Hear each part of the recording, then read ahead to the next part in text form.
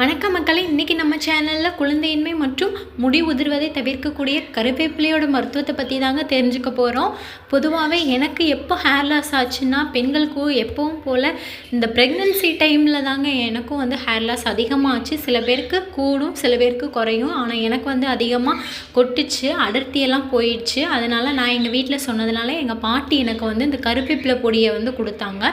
நான் நம்மளோட பழைய ஷார்ட்ஸ்லலாம் தோசைக்கு இட்லிக்கு இதை வந்து தொட்டு சாப்பிட்டேன்னு சொல்லி போட்டிருப்பேன். இதை சாப்பிட்டதுக்கப்புறம் எனக்கு நல்ல முடி உதிர்வது வந்து நல்லாவே குறைஞ்சிச்சு.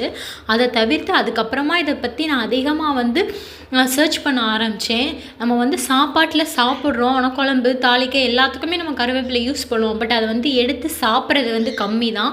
அதுக்கப்புறம் நான் சட்னி இந்த மாதிரிலாம் வச்சா கூட அதை அரைச்சி யூஸ் பண்ணுவேன். இதை ஜூஸாகவும் போட்டு குடிங்க, உங்களுக்கு எந்த ஒரு பிரச்சனை. இது போன்ற பல பயனுள்ள தகவலுக்கு அழகுவேல் நாச்சியார் சேனலை சப்ஸ்கிரைப் பண்ணுங்கள், லைக் பண்ணுங்கள். Thank you friends.